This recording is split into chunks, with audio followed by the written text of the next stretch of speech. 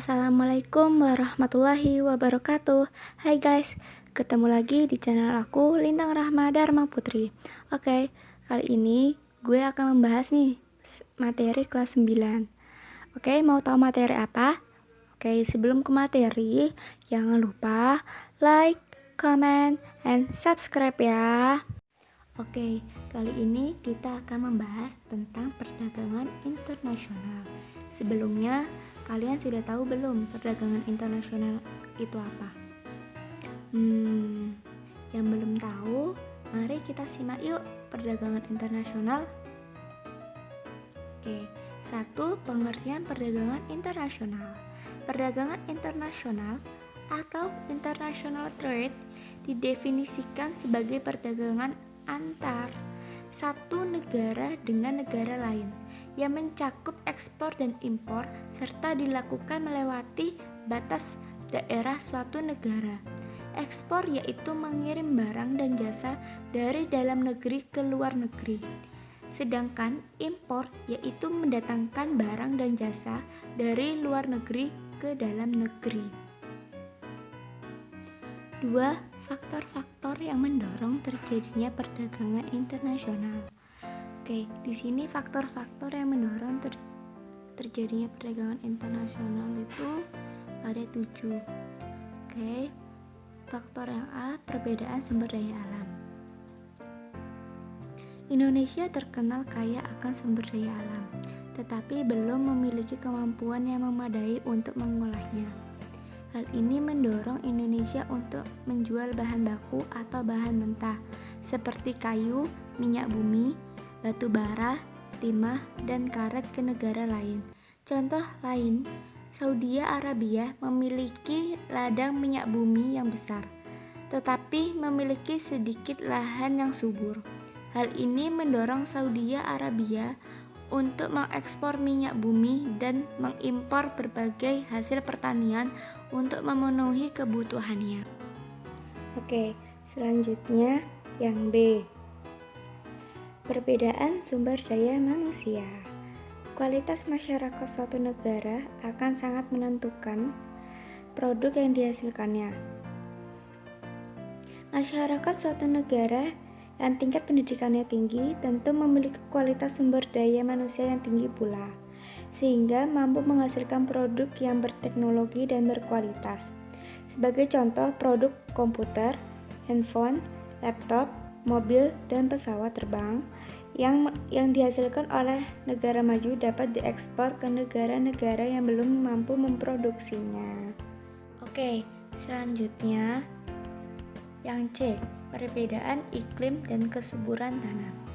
Perbedaan iklim dan tingkat kesuburan tanah yang dimiliki suatu negara akan berpengaruh terhadap hasil produksi negara tersebut.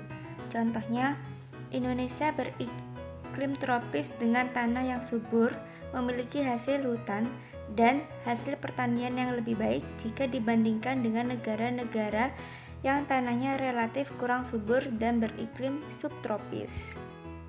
Oke, yang D, perbedaan iptek. Di negara-negara maju, penguasaan iptek lebih tinggi dibandingkan negara-negara yang masih berkembang. Negara yang lebih maju teknologinya akan banyak menghasilkan barang-barang industri. Negara-negara penguasaan iptek yang masih kurang, lebih banyak menghasilkan barang-barang yang agraris. Misalnya, negara Amerika Serikat dan negara-negara Eropa mampu menghasilkan mobil, sedangkan negara-negara berkembang belum mampu memproduksi barang-barang yang berteknologi tinggi itu. Oke, yang E, perbedaan kebudayaan dan gaya hidup. Perbedaan kebudayaan dan gaya hidup masyarakat negara satu dengan negara lain dapat menyebabkan perbedaan terhadap produk yang dihasilkannya. Contohnya, negara Indonesia dengan produk batik yang terkenal di mancanegara, Turki dengan karpet yang terkenal, dan Jepang dengan pakaian kimono. Yang F, perbedaan selera. Banyak produksi adalah biaya yang digunakan untuk memproduksi suatu barang sehingga sifatnya yang sangat variabel.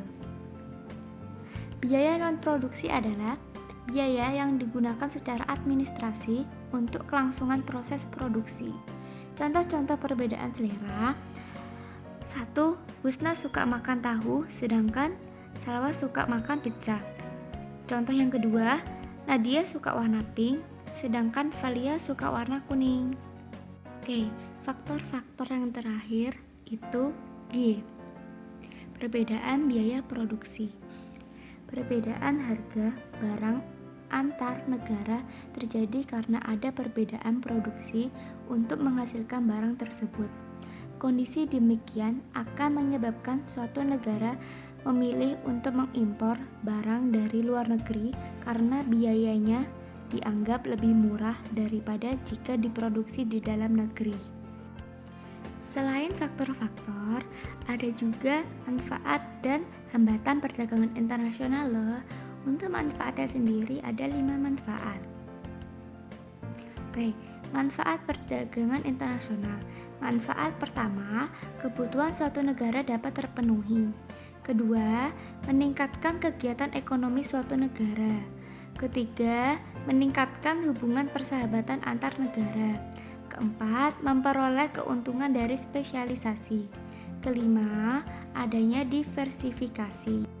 Dan selanjutnya, hambatan perdagangan internasional. Beberapa hambatan dalam perdagangan internasional sebagai berikut. 1. Adanya kebijakan impor yang dilakukan suatu negara. 2. Perbedaan mata uang antar negara pengekspor dan pengimpor. 3. Adanya perbedaan ketentuan dan peraturan. 4. Adanya perang yang dialami suatu negara dan perompak. Dan yang kelima, proses dan prosedur ekspor impor yang panjang dan lama.